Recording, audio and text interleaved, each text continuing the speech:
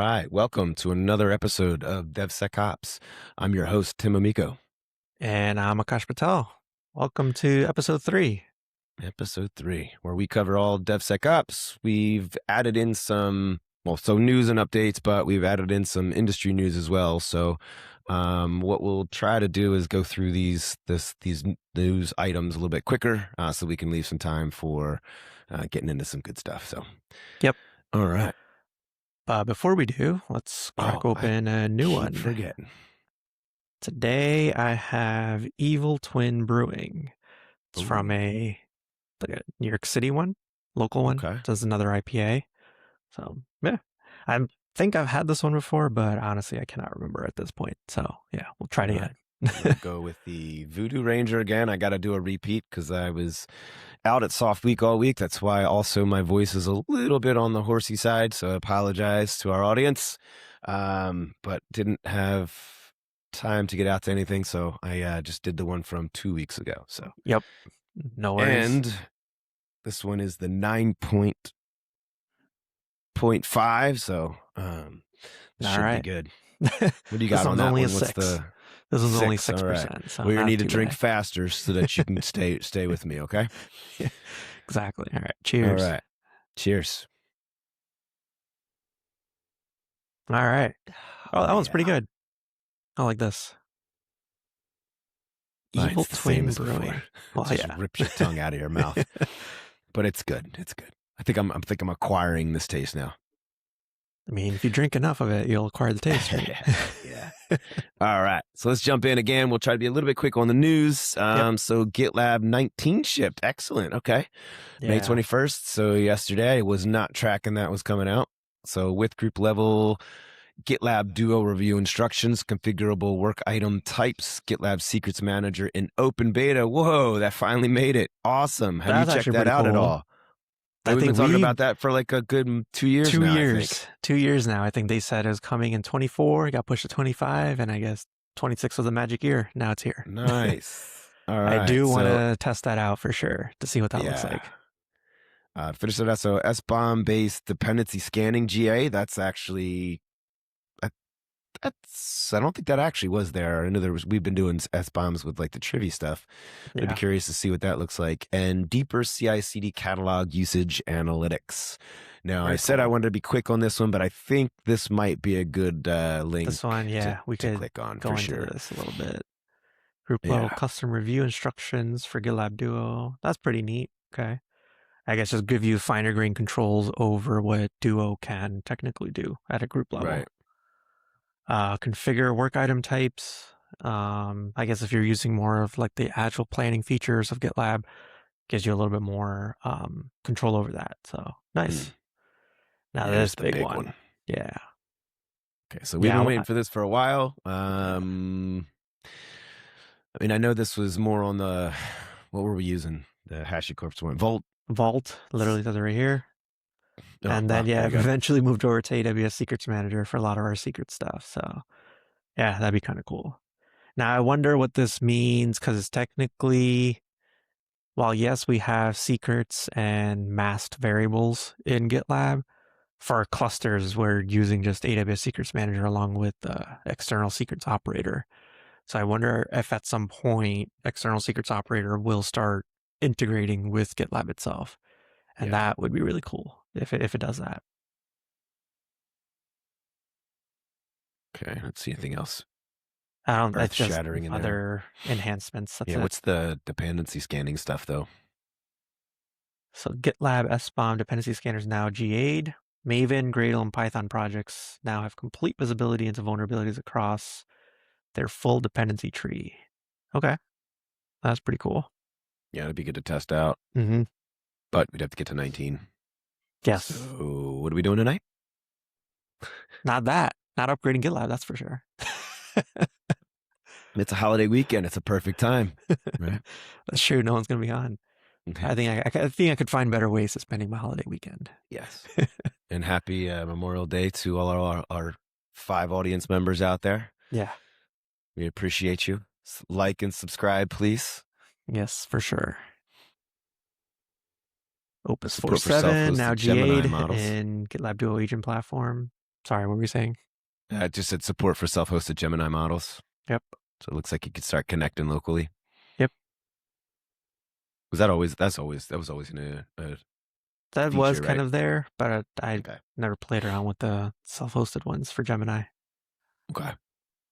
And then the others just Yeah, purchase credits in the free I tier. just scroll down. Yeah. You don't get into fun stuff anymore. Yeah.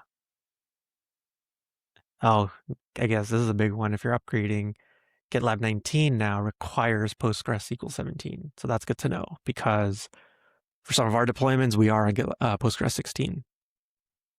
So just be aware of that. Mm-hmm.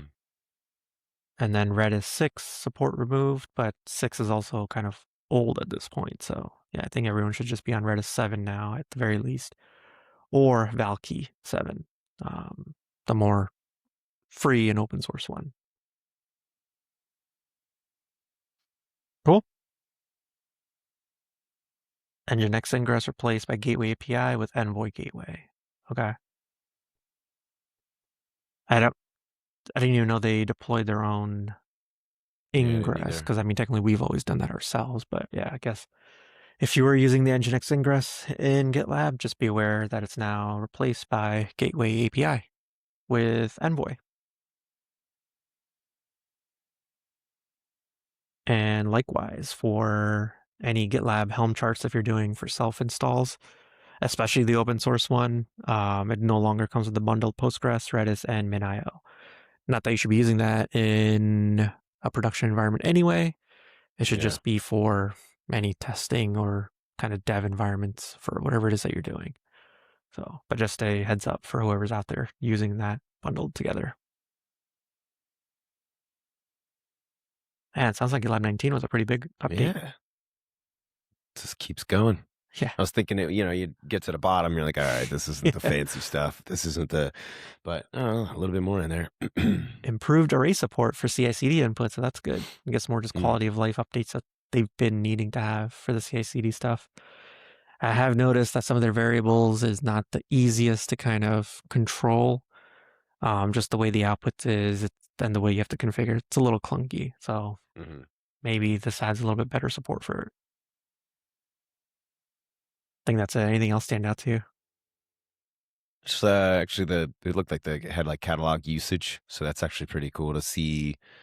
So are folks using the components that we're building? Are you getting use out of that, or is it just your internal infrastructure team that's building your environment? So that's actually kind of neat. That is true. And then configure parallel pipeline limits for merge trains. Okay, you couldn't change the maximum of 20 parallel pipelines in a merge train, which forced you to either overwhelm your runners or skip merge trains entirely. Now you can configure the parallel pipeline limit per merge train to balance runner load and merge throughput. Okay, that's kind of neat. So just better performance updates and merge train handling for pipelines. I totally blanked out and started singing the "Come on, ride that train." Sorry, I don't know what you said.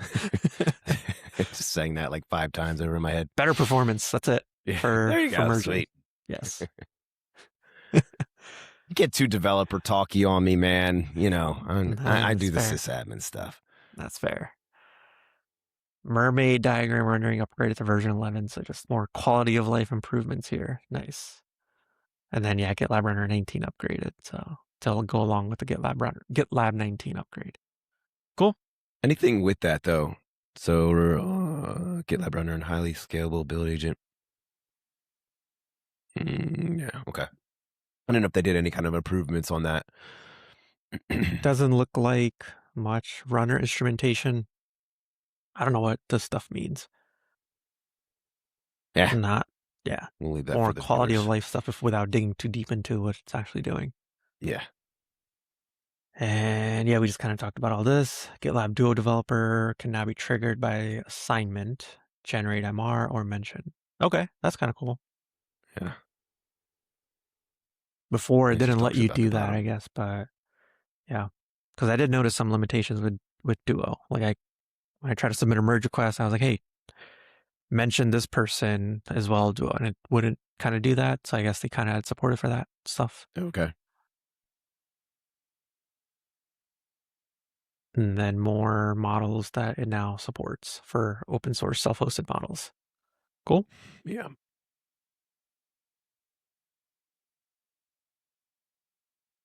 All right. Want to take the Kubernetes one? Sure, I'll take that one.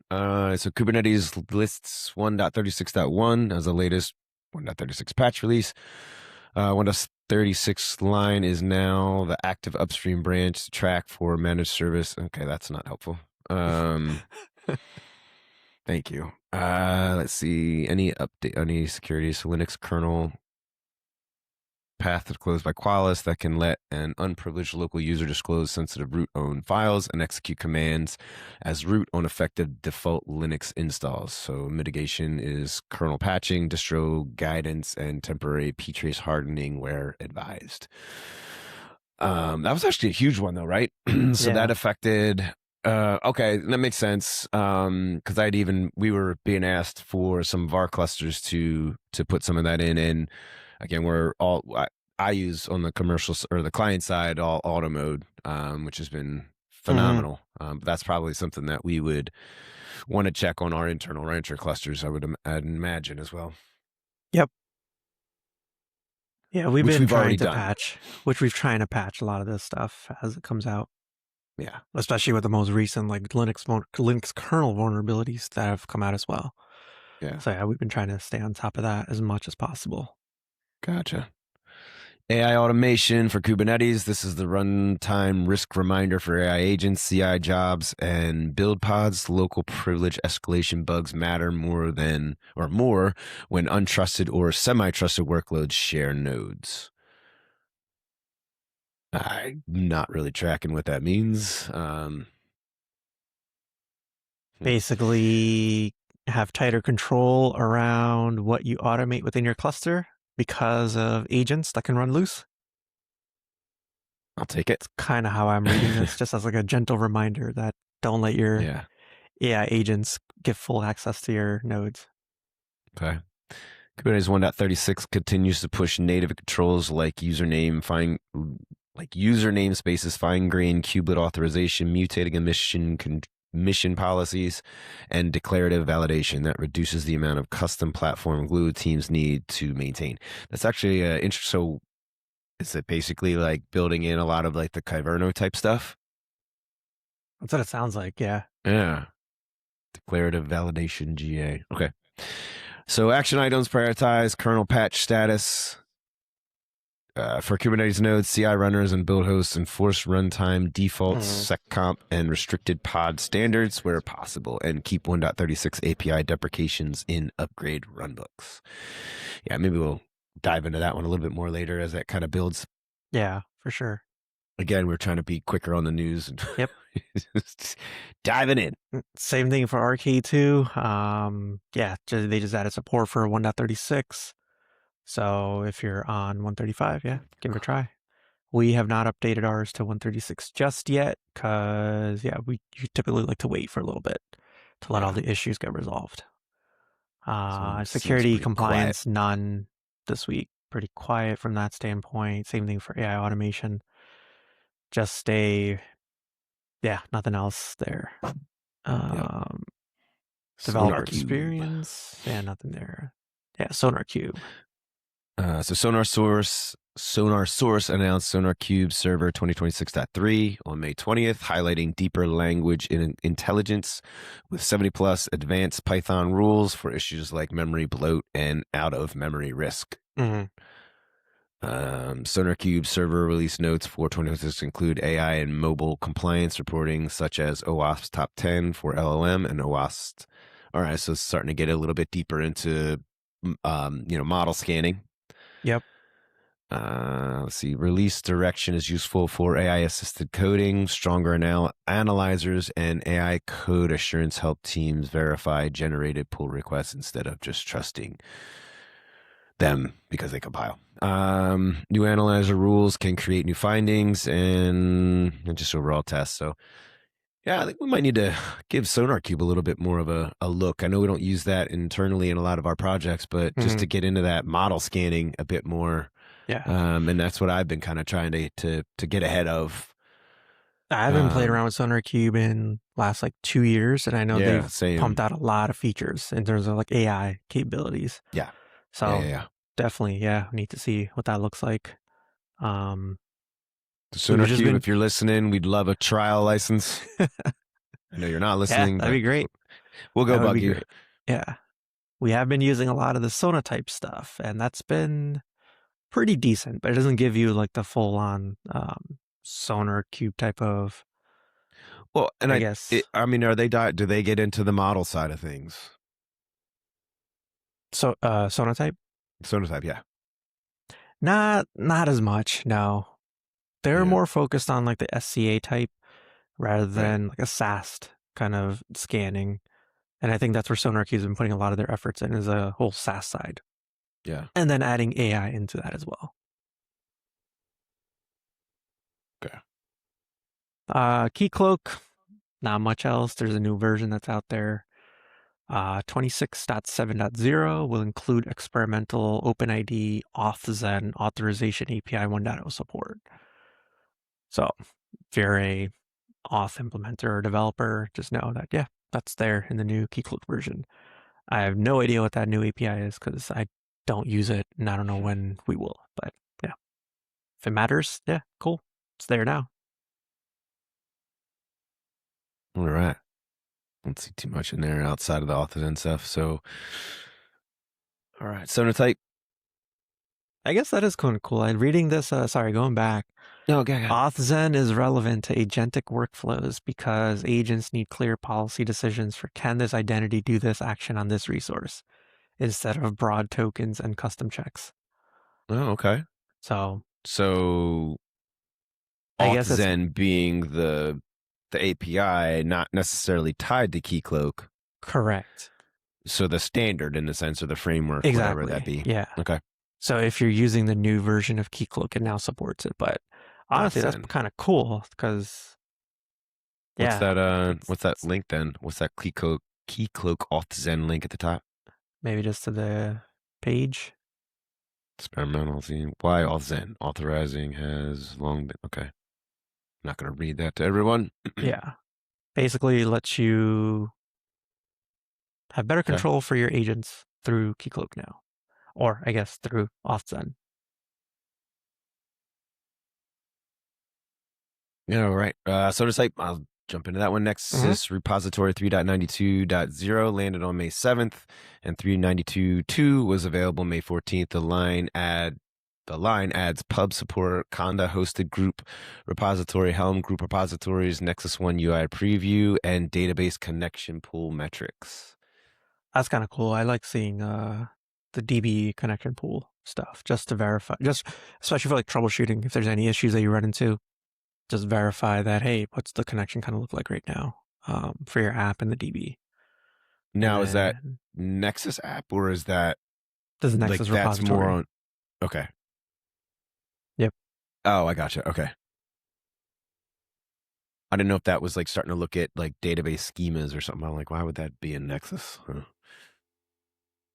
No, but Nexus uses Postgres under the covers, right? So just having that kind of insights and metrics is useful. I guess there's an issue in Sonatype Nexus repo 3.92.0 all the way up to 3.92.2. There's a issue that they're aware of it. It has to do with deployments using a Postgres database and NuGet v2 proxy repos. And upgrading can cause a search indexer to fail if a NuGet v2 proxy repo contains a cached package with an empty component name. Sounds like a very specific scenario to fall into, but okay. Right. Let's see. Security and compliance. So repository firewall added webhooks for blocked or quarantined components and bulk waivers for multiple policy violations. Bulk waivers are powerful but broad. All version waivers can become a long-lived exception if they are not scoped and expired carefully. Same, more firewall webhooks. So overall action items for this topic: upgrade test instances to 3.92, review Java 25 readiness for 3.93, wire firewall events into your alert flow, wire firewall events into your alert workflow. Interesting. So what can we do there? Like workflow meaning or alert flow. Okay, I guess that's just. I'm thinking like a pipeline in the sense of like, hey, we can, find some firewall. But yeah, I think I'm read that wrong. And then define a waiver policy with expiration, reason, and ticket requirements. So that's more or less specific to the repo firewall. Okay. So I guess there's better insights and better handling of just. Yeah, I'm just thinking more on the automation side, like if we're going through and scanning repos, but the repository firewall is a little bit outside of deployment, and more kind of steady or, real time. Mm-hmm. All right, on to GovCloud. So what did they announce on May 20th? ECS now supports native EBS volume attachment in AWS GovCloud for EC2, Fargate, and managed instance launch types. Oh, okay. So it's kind of like adding a PVC to an ECS? That's what it seems like, yeah. Yeah. But pretty neat. ECS at all, so. Yeah, we don't use ECS at all either, just because ECAS is there. Not a bad tool. We have Rancher. But we're just, we're Kubernetes. Yep.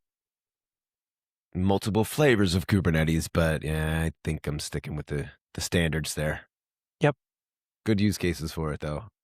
The only one I do want to try, and I haven't done it yet, is so from a load testing perspective, where I don't remember the blog I was talking about, where folks are using ECS in multiple regions across the world to mimic load balance on your application. So, like, say, taking like a Blaze meter or a J meter, deploying that across ECS containers in multiple regions.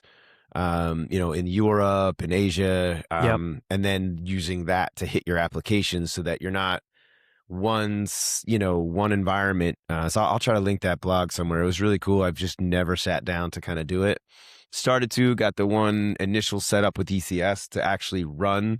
And I think this was, it was Blaze meter. I was looking at to leverage that with like Locust.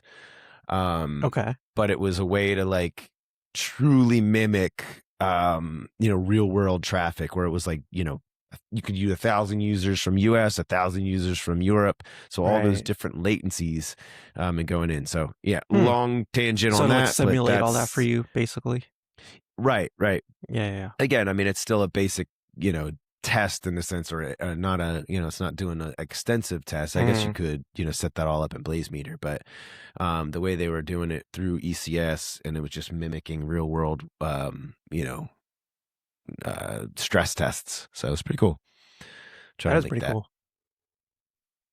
Have you used Fargate ever? Like I don't see the point to using Fargate. No. Like if one ECS is there, and if we have EKS, I think for those it's right size, or it's not right sizing, but right use casing in a sense. Like there's probably plenty of workloads that we even have on our Kubernetes clusters that actually would probably run better on ECS. Sure. Do we have the time of day to maintain and manage all that? No. So, probably not. Yeah, that's fair. Yeah. All right. Anything else for that one? I don't think so. No. All right. AKS, same thing, 1.36. I'm going to skip most of that because we don't use AKS. And it nothing feature-wise, and no critical updates. So yeah, not much on the home. Like we probably could have redacted that. Yep. All right.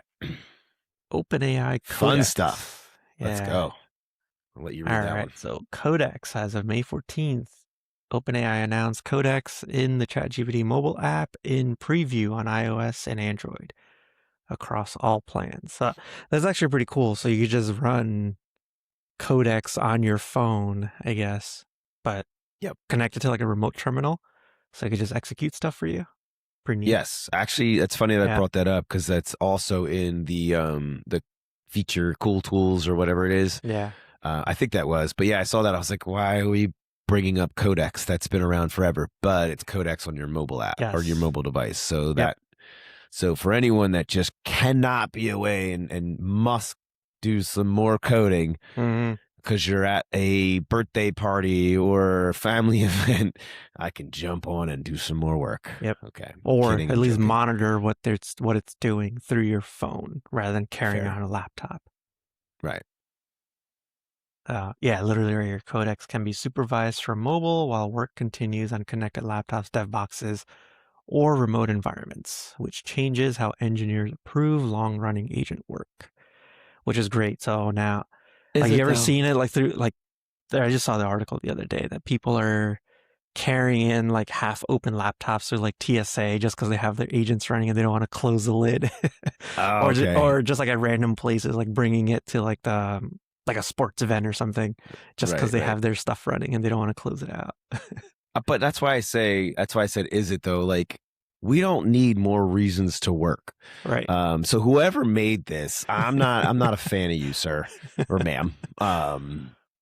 Yeah, because you just made it. Now I can work another 10 hours a week. Anyway, I'm joking. Technically, it's not you. You're just monitoring. It should just be your agents doing it Fair, but I or don't your need to think robots. about it either. Yeah, exactly.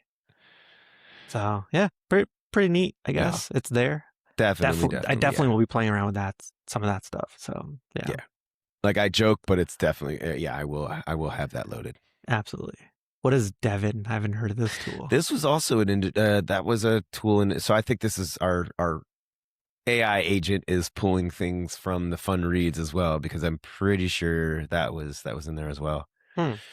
So let's see, what is Devin? Right, Cognition introduced Devin Auto Triage on May 18th, positioning Devin as an AI first responder for bug reports, incidents, Slack messages, linear issues, GitHub events, Sentry alerts, Datadog signals, schedules, and webhooks. So Oh, nice. Cognition says auto triage is built for untrusted inputs and runs in secure, network sandboxed environments with protections against prompt injection and data exfiltration. Verifying those controls against your own data boundaries before connecting to observability or ticketing systems. Okay. So is this a SaaS tool or is it a like Got there. self-hosted kind of Cognition. I don't tool? know. Interesting. Yeah, we'll have to look more into this because that's Mhm. pretty cool if we can get some of this stuff in place as well. So overall, what does it do? So the long-term memory angle is a key exchange. Devin can remember prior investigations, reoccurring issues, routing preferences, and related. So action items. What do we got here? So start with read-only alert triage. Connect low-risk repositories first. Log every act. Okay, just telling you what to do. Yeah, no, that's something we should maybe next episode we bring up Devin to play around with that. Yeah, I definitely. thought that was in some of it, but that might have been, or maybe I was reading that in one of the news articles to kind of put it in there. Mhm.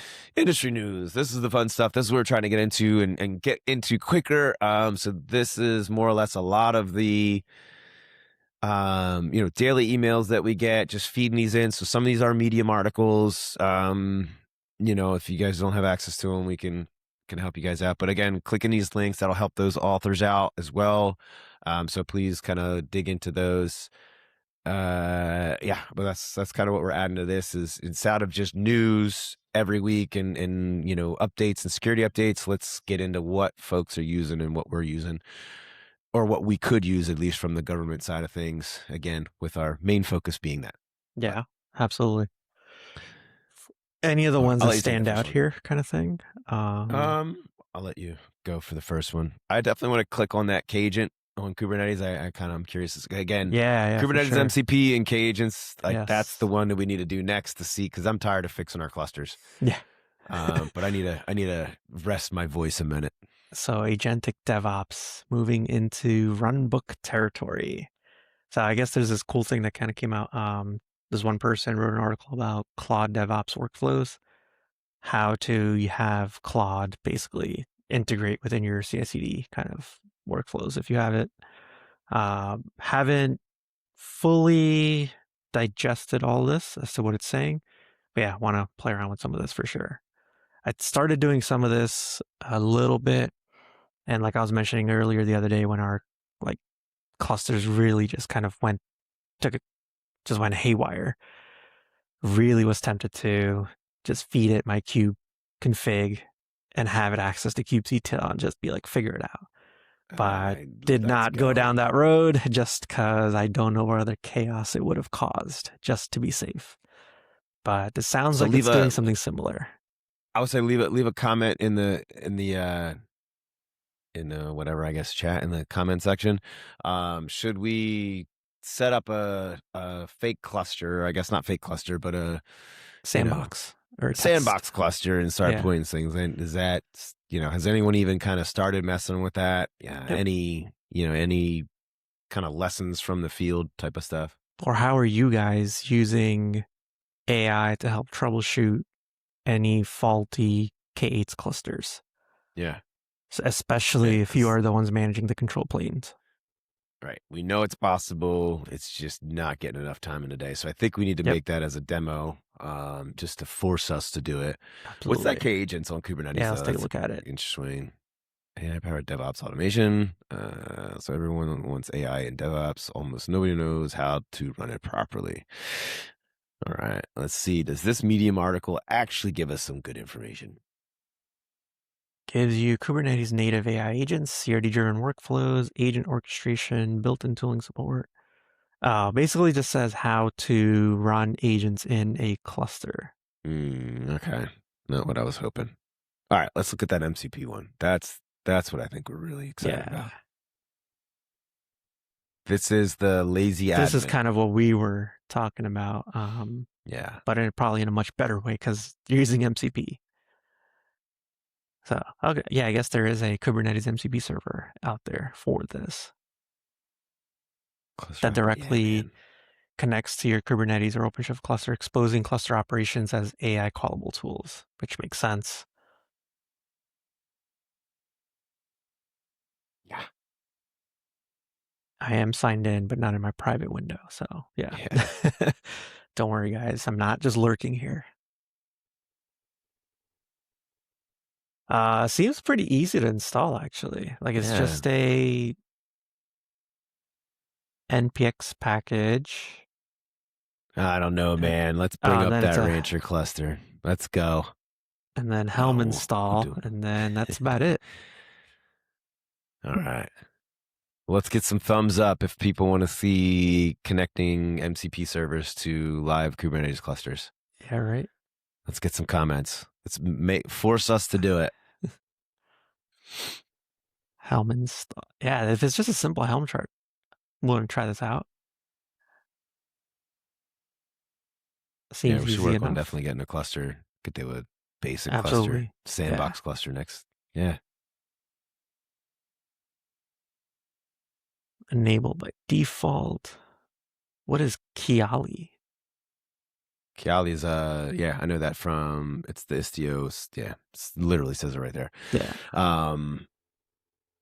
I used Istio and I didn't like it. Then never went back to it again. New Vector. So we use New Vector a lot. So in New Vector, you have you can get the graph, so it'll tell you all the pods that are connected to each other. It's like Kiali is way more intense though. Like it'll give you like your latency across, like your TCP latencies. It's actually awesome. You can actually you can get it like. We use a lot of Linkerd stuff just because it's a little bit more lightweight than Istio, a lot easier. You can get Kiali to work with Linkerd. I saw a blog post on it. I just never did it. Kiali was actually really cool. Okay. And I think it's obviously way more developer friendly because it'll tell you again all the latencies. It'll give you all the bottlenecks to your services and connectors. But yeah, pretty cool stuff. Okay, cool. But I think again, I would say New Vector does that, but I don't think to that level of getting you the different latency metrics. Okay. Wouldn't Linkerd be the one to give you these kinds of metrics instead and not New Vector? Like the Linkerd Viz dashboard. Yeah, their dashboards. Yeah. Yeah, you're right. I don't know if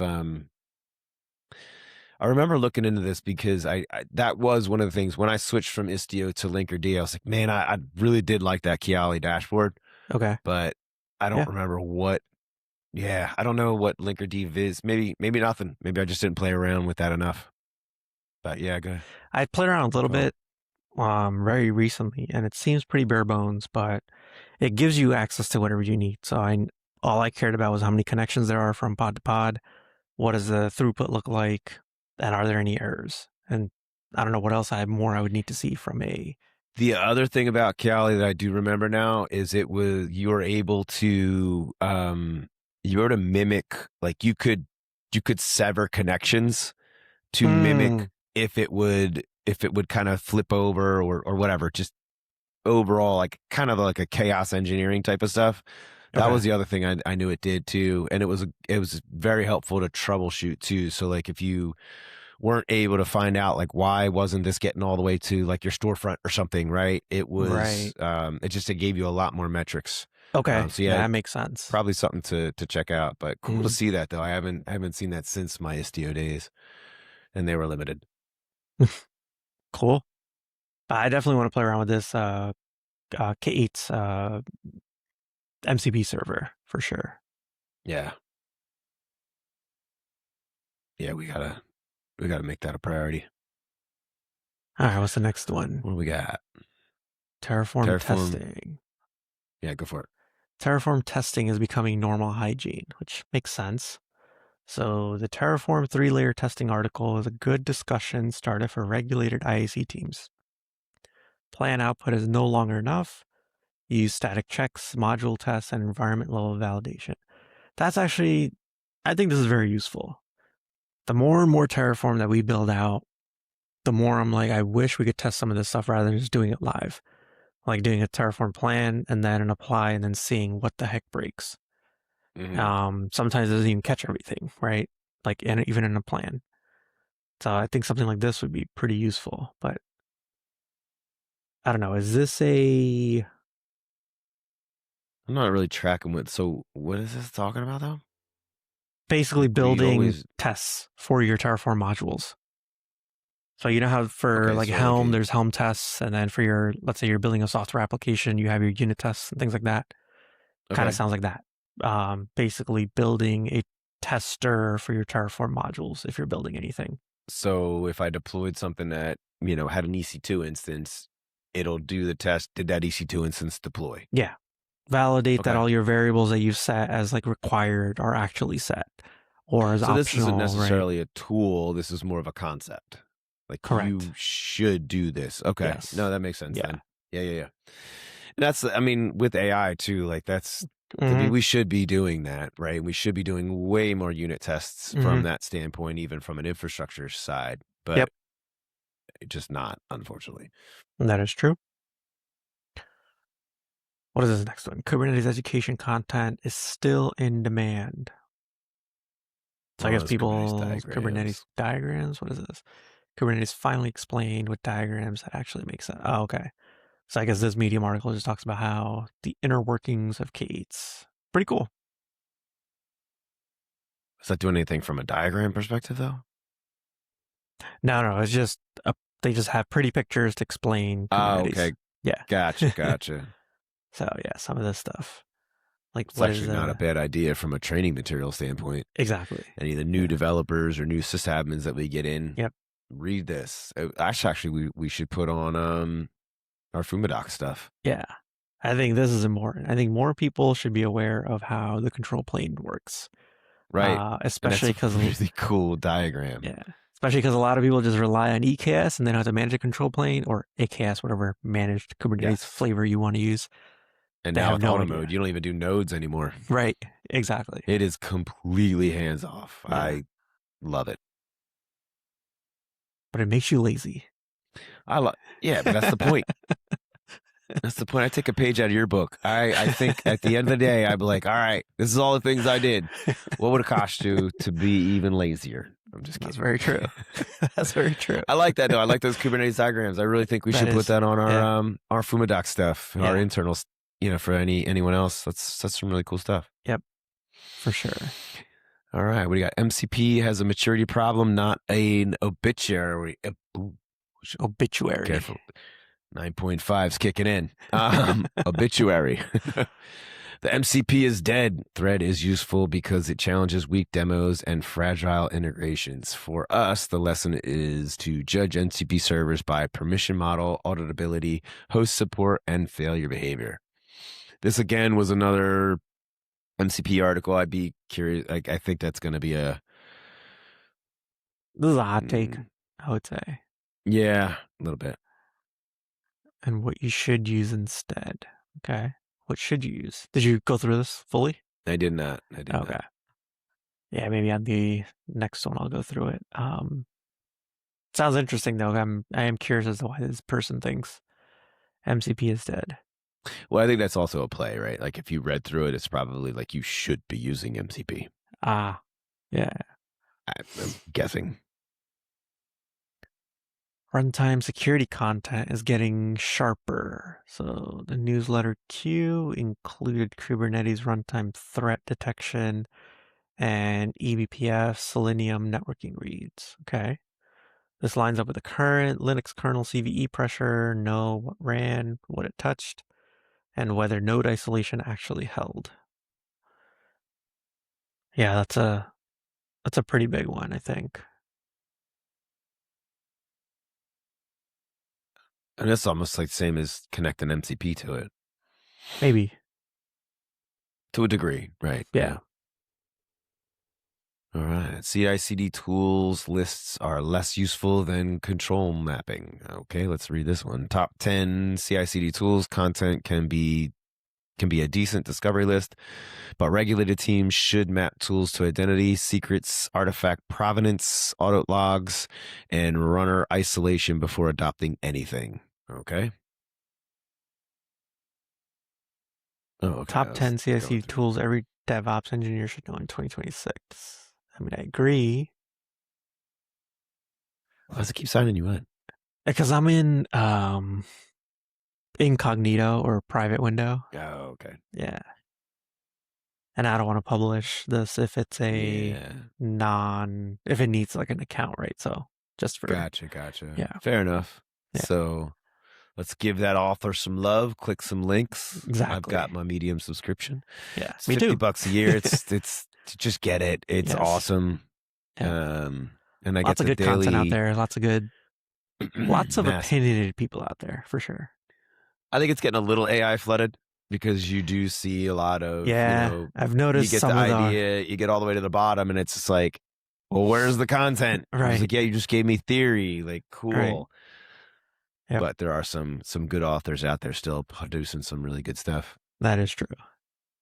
All right, so last one is AWS networking and container strategy are still changing. So the InfoWorld AWS networking piece, GovCloud ECS storage updates are useful prompts for deciding when Kubernetes is required and when a simpler managed container service is enough. So this is actually something that I put in the fun reads down below as well. Basically how AWS is changing the network, like on how they actually implement things. So they're taking control of like the full-on hardware, the silicon that they're actually using for some of they're not using just generic switches like Cisco or Juniper or any of those types of things. They're actually implementing their entire hardware and basically deploying out their own stack. Mm-hmm. So more aligned with their tooling. Yep. Exactly. Yeah. It's kind of the same thing when they were building their own CPUs, the Gravitron CPUs, to be able to, manage their EC2 instances better. Yep. Cool. Which makes sense from their perspective. I mean, they get to control exactly how they want to. And because of that, hopefully get better performance for a lot less cost as well. Shake my head is because sooner they get AWS, like there's no point in even going to some of these. Yes, you're going to get a lot more features, but at the end of the day, do you really need those? Exactly. This piece was actually the most interesting one. So the numbers are staggering. The current AWS switch handles 51.2 terabits per second across 64 ports, each operating at 800 gigabits per second. But the pace of innovation is accelerating, AWS's next-gen switch coming soon will reach 102.4 terabits per second. That is just insane. With What's that ports number running at even look 1.6 like? terabits. Like, I can't even comprehend those numbers. Like, that's just insane of what kind of scale these guys have to operate in. Yeah. So, yeah, I mean, it's pretty fascinating and what AWS is kind of doing. And I assume all the other CSPs are going to do something similar as well. Yeah. And then, yeah, AWS's network comprises roughly of 2 million devices, 50 million to 60 million optical links, and more than 20 million kilometers of fiber. Enough to circle the moon 25 times. So, just a fun little tidbit there. Probably not going to notice anything out of the box because it's all going to be behind the scenes changes, but cool to know. Yeah. Yeah. No, it is good to know those concepts. Like we did a deep dive on some of the VPN stuff and how that stuff works. Mainly because we had some troubles. I mean, this was years ago. It was pretty wild with to see AWS, how VPN works. Mm-hmm. Yeah. We had like a lot of latency issues, and like you almost have to. And then this is a while ago, so this may not be the case anymore. But you had to hit thresholds to like move to the different stages, and that's like you couldn't request that, you couldn't pick it. Like you had to have the traffic. And we were getting some just weird latencies, and we got on, and it was just like 1 o'clock in the morning type stuff too. Like brains like half not working. Yeah. And it was really cool to understand like the back end of AWS, just from working with their support guys. Yeah, that'd be cool to get some more insights on that. Yeah. All right, so getting into some fun tools and reads. Again, these are probably a little bit more AI focused. I was getting these from a lot of the Rundown AI emails, the daily emails I get. So these will be focused on that. But I think these are all really kind of in line with what we want to, or what we're kind of messing with. And this was the big one that I saw this week. Google Anti-Gravity, because they just had their whole, Google I/O, I think, or I don't know if it was Google I/O or one of them, whatever the conference was. They announced the anti-gravity and the new Gemini models and things like that. Basically a Claude Code or a Codex kind of competitor. So it's different than, I think, the Gemini CLI that they've kind of announced. So there's like a brand new tool that they were like, hey, this is what a coding agent is going to look like for Gemini.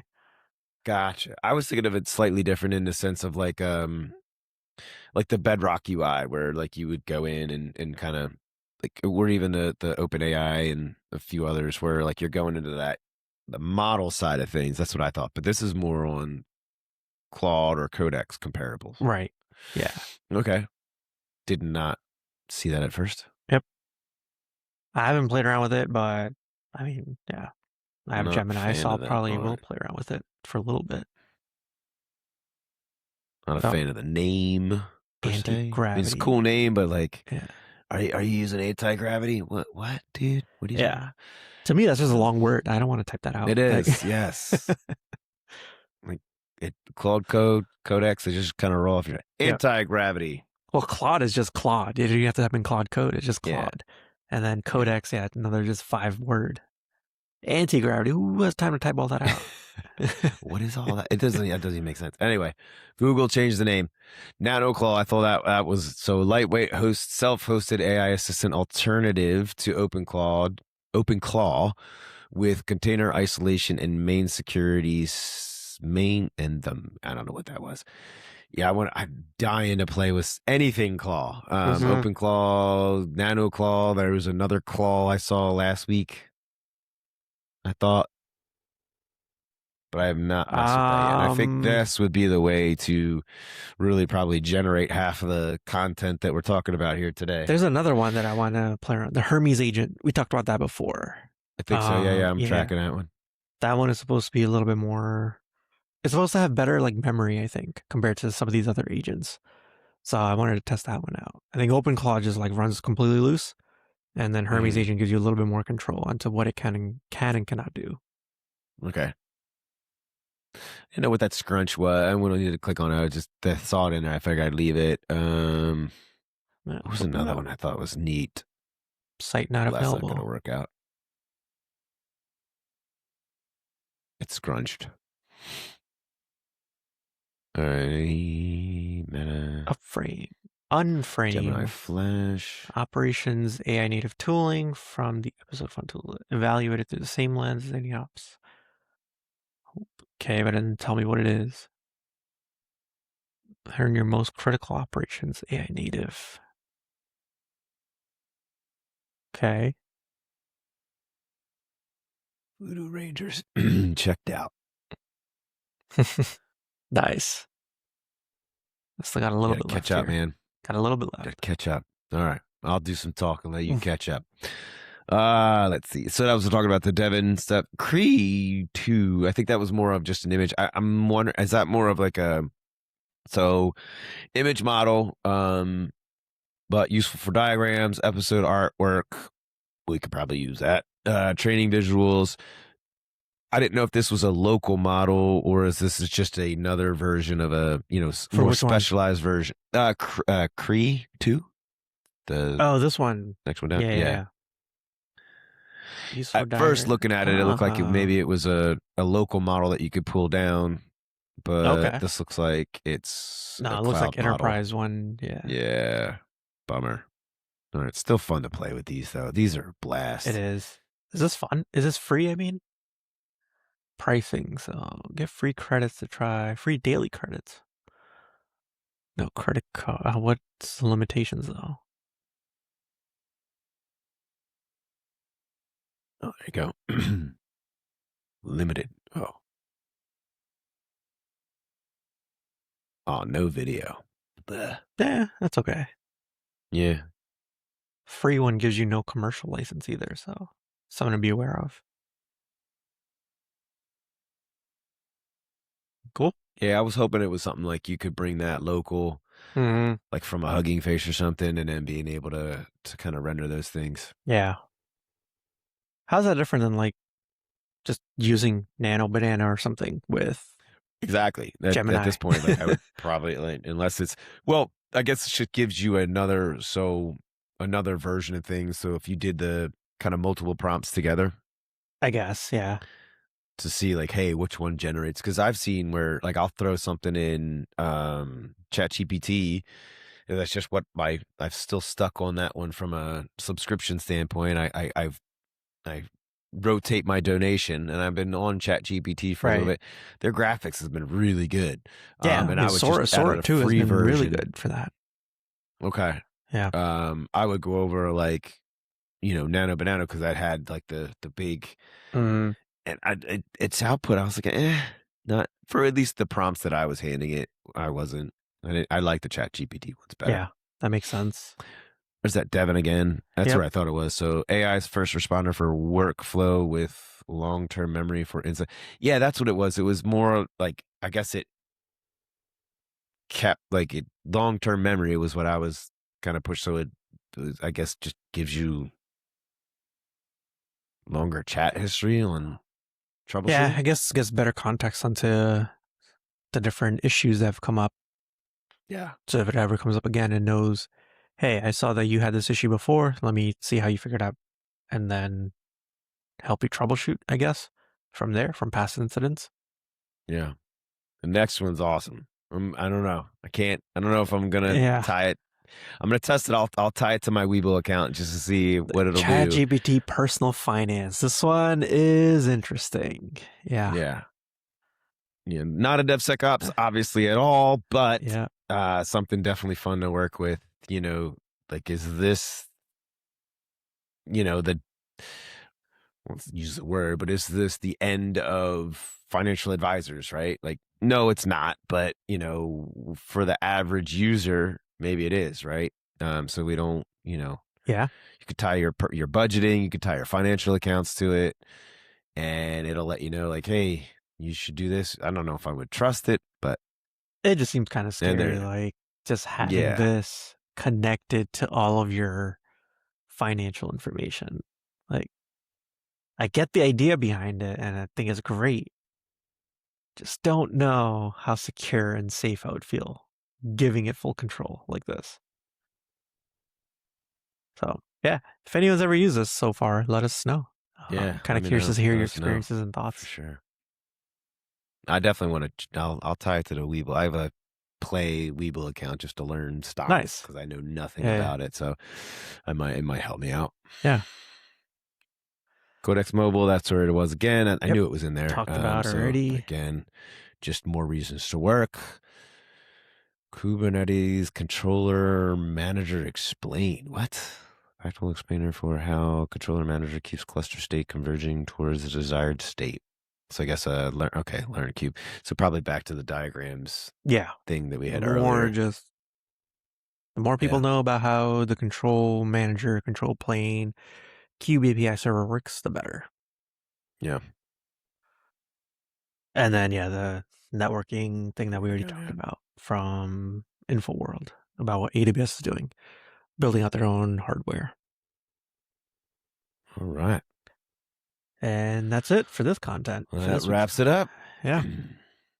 And this will be posted out. So obviously you guys see the non-merge request, but this will be a new website. We'll post that in the links as well, so that you guys can go to this directly to the site and click on all these. You don't have to look through the YouTube and try to grab any of that stuff.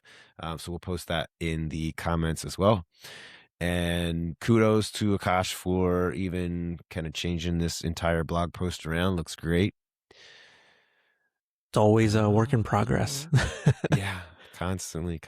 So yeah, I think that's what we were talking about this earlier today, is just kind of working on, that demo sandbox environment. Some cool things that I'll let I'm going to force them to do it. So hopefully you guys get some,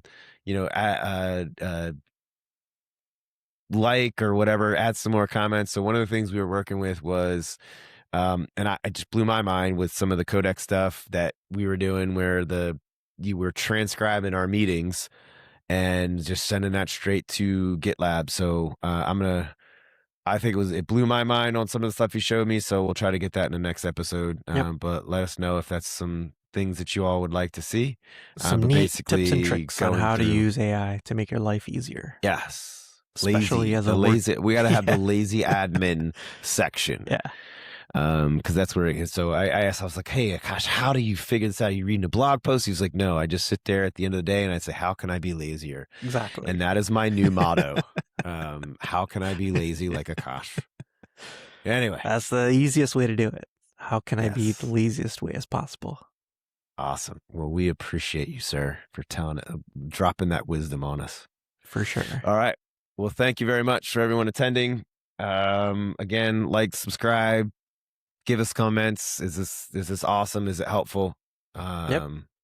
Thank you. We will see you until next time. See you.